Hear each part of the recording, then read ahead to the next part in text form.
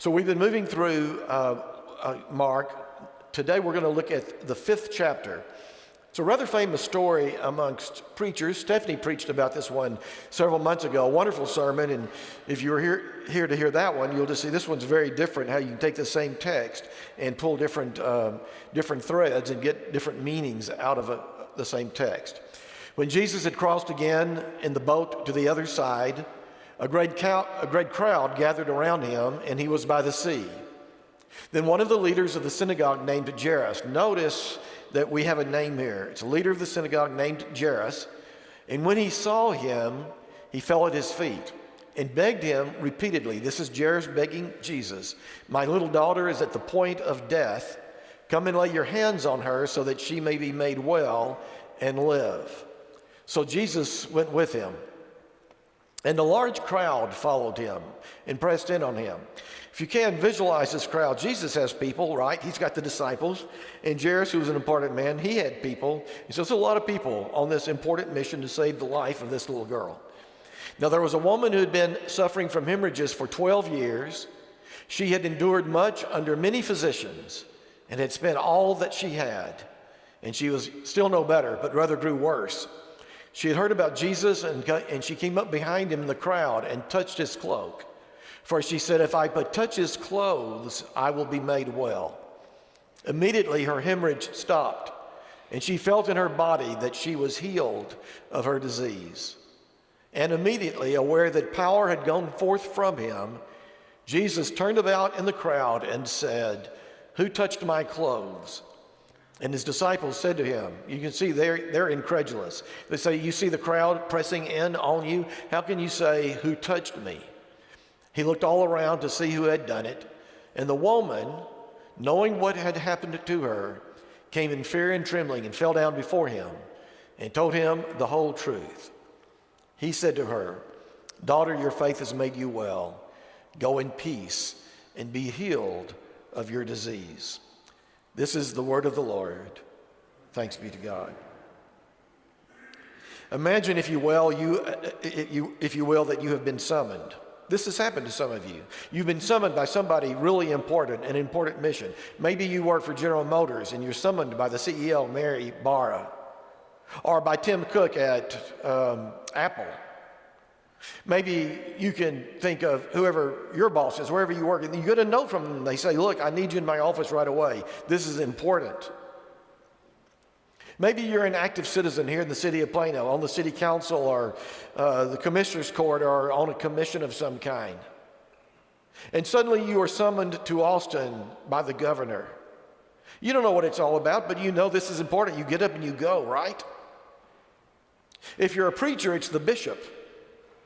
The bishop calls me and says, I need you in my office at 7:30 in the morning. I'm going to be a man on a mission. I'm going to be straight there. I'm not going to be deterred by distractions.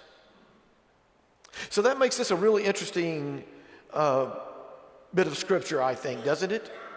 Jesus isn't summoned, but Jairus comes to him. Notice that Jairus has a name, and we know who he is. He was one of the leaders in the synagogue. So if you stop and think about that, the synagogue was the center of social and civic life for the Jews of that time. If you're one of the leaders in the synagogue, you're one of the leaders in the community. You're one of the civic leaders. And so Jairus was well known. He was probably powerful. Undoubtedly, he was reasonably wealthy. And he comes to Jesus. He falls at his feet. He says, this is a matter of life and death. My daughter is going to die unless you come and touch her and heal her. And Jesus agrees. And so we see this scene. Jesus is headed to the home of Jairus, and people are all around. His people, Jairus' people. People are following. I'm sure there were onlookers who just wanted to see a miracle take place, right? And then all of a sudden, out of the blue, he feels power come from his body. Jairus, who is named and known and powerful. We compare that to this anonymous woman. And we've talked often about the low status of women in that particular culture. A woman who has no name, who is anonymous, crawls through the crowd and touches the hem of Jesus' garment, and thereby is healed. So what we understand when we look at this text was the power not only of Jesus to heal, but the power of his enormous sensitivity and his empathy for other people. The average person would have never experienced anything different. They would have been headed straight to the home of Jairus. Jesus says, "Who touched me?" He stops and turns and calls this woman out. A nobody, but a nobody who had been healed because of her faith. What this text tells us or raises for us is what it means to care about somebody that you do not know and perhaps do not see. We understand why Jesus could relate to and respond to the request on the part of Jairus, but here's a woman that Jesus did not know and did not see, and yet in this moment, on this occasion, this point of her need, she becomes the most important person in his orbit. It's a remarkable story, I think. And it raises for us the question in our society, in your life and in mine, what does it mean to care for people that we do not know and do not see? There's a woman named Sherry Turkle who is a professor. She's a PhD of social science at MIT. And she has spent a couple of decades now studying the effect of technology on our lives. We're talking about the effect of technology on what I call our human flourishing. What is it doing to us, both good and bad? And I always feel a little bit apologetic when I get onto this because, look, I carry a phone. I want people to carry a phone. I don't have anything against technology. But we also need to be heads up about what is happening to us. So she's done a lot of research and written a number of books on this. One of her primary concerns has been the effect of technology on our children and our teenagers. And look, our 6th graders, 7th graders, most of them carry phones. Some 3rd, 4th, and 5th graders maybe carry phones. I'm not opposed to that. There are good reasons for carrying phones. But her research has addressed what happens to children when they communicate primarily through digital devices, their phones, their iPads, their computers. And she is especially interested in the development of empathy. Human empathy, how it is we develop empathy for other people. And our concern, backed up by tons of research, is that our children and our teenagers are not learning empathy. And it's pretty simple if you stop and think about it. If a teenager picks up a phone and texts a mean message to another teenager on the other side of the city or the other side of the world or on the other side of the room, as they often do, if they text a mean message and they're just looking at their phone, they cannot hear the tone in someone's voice who has received that message. They cannot see the glistening, the tears in somebody's eyes. They cannot see the expression in their face. Her concern about our culture, our society, our quest for human flourishing is that we are raising generations who do not understand what empathy is for other people. But I'll just say this, I take the research that she's done, I think it's important and powerful. And what is the difference between what's happening to our children and our teenagers and what's happening to us? I mean, you pay attention, don't you? All you have to do is turn on the news. Half of the news these days is just reporting to us what somebody else's tweet is. And so it doesn't make any difference whether it's a professional athlete or a professional musician or an actor or a senator or a congressperson or the president. We're getting these tweets, this form of digital communication, and the vitriol and the meanness in our society is going sky high. What does that mean for human flourishing? In terms of what it means to be a neighbor, what about our neighborhoods, our churches, our schools, our PTAs?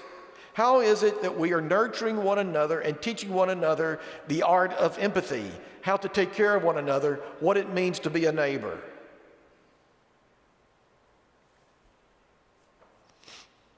These are statistics that I've shared with you before, so this is somewhat redundant, but it's important enough for us to hear it again.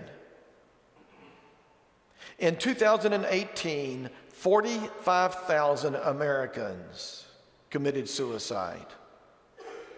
You've probably seen this research, and you know that the trajectory of that is going up. I think it's the highest of any civilized nation. 45,000 people committed suicide. We don't have the numbers for 2018 yet, but we have the numbers for 2017. Over 70,000 Americans died due to drug overdose in 2017. It'll probably be higher once we have the numbers for 2018. What does that say about us as human beings, about the culture that we're developing, about the lack of empathy, about the fraying of our networks, our social networks that help people to know that they belong, that they are treasured, that they are the children of God? I don't know, maybe those are just statistics for you. So let me tell you about this. Saturday, a week ago, we had 2 funerals in this service, in this sanctuary. We had one in the morning and one in the afternoon. The funeral in the morning was for a 30-year-old man who died of a drug overdose. The funeral in the afternoon was for a 30-year-old former Marine who killed himself. Now that comes home, doesn't it? Here in our sanctuary. What do we say as a church about a culture where people are feeling so lost and so isolated that nobody knows them by name and nobody cares? If this doesn't make you weep, it should. It should.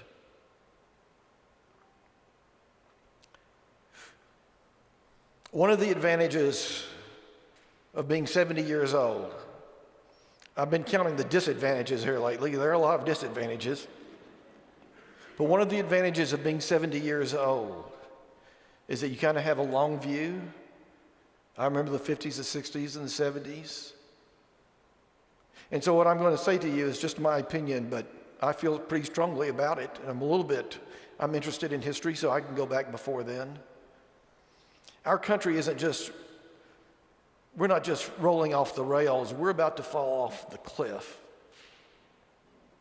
When I look at the state of civil dialogue, civil conversation in our country, it is disturbing. When I see how much vitriol there is in our country, even amongst family members and friends, it is disturbing. There are so many families now where if you disagree with a member of your family, they're no longer a conversation partner. They become a part of the other tribe. They become an enemy.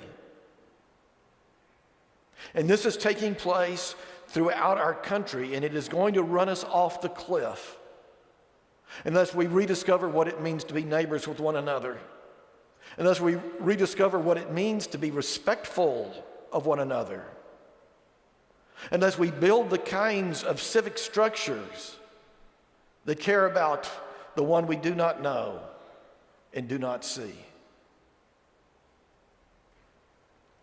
So specifically, let me just say this. We need more leadership from our leaders, from those that we elect. We need more leadership. From our legislators in Austin, you know me, I'm going to be as nonpartisan about this as you can get. I don't care whether they're Democrats or Republicans. I don't care whether it's men or women. I don't care whether they represent a suburban or an urban district or a rural district. The tone and tenor of the political discourse in Austin should be better and more noble. The same is true in Congress. Again, I don't care if it's a Democrat or Republican. I don't care if it's a member of the Tea Party or if it's a Muslim woman from New York. I, for one, think that we as people should demand an end to conversation that is vitriolic. When it comes to our senators, Republican, Democrats, independents, we got a couple of independents in the Senate.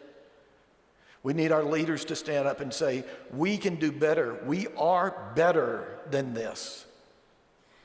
We can be neighbors, and friends, and still we can be on opposite sides of the aisle and still disagree. I'm not going to leave anybody out. We need better than this from our president. My president, your president, our president. It doesn't make any difference whether you voted for him or didn't.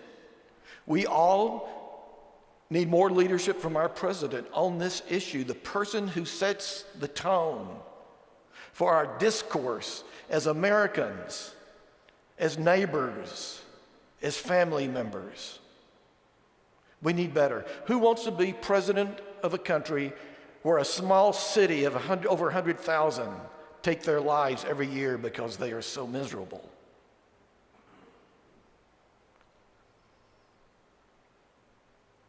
I'm not going to leave anybody out, so I'm not going to leave you out or me. We need more leadership from the people in the pews. Isn't that what Jesus said to us, that we are the salt? We are the leaven in the bread? That we are the ones who should be transforming the world because we've been transformed by the love of Christ? We need more leadership from people in the pews, and our leadership may be the most important. As we transform lives through the mission of the church and with our participation in PTAs and all sorts of organizations, as we try to reweave the social net that brings us together as Americans, how we do it and how we converse with one another and in our families and, for goodness sakes, in the church. We need to provide more leadership about what it means to be a neighbor. After the first service, I asked Stephanie. She'll always tell me the truth. I said, I was a little hot in there, Stephanie. Did I run off the rails? She said, no, but you've always taught me that there should be some good news in the sermon. And there is. When we look at this story about Jesus on his way, an important mission that is a matter of life and death, this is what we discover. This story tells us that when you decide to follow Jesus, you have to care about everybody. You have to care about the person who's rich and powerful because that person is a child of God. And you have to care about the anonymous person that you do not know and cannot see because that person is a child of God. And it's like all of these other issues that we confront when we decide to follow Jesus. The answer to this isn't multiple choice. Either we do or we don't.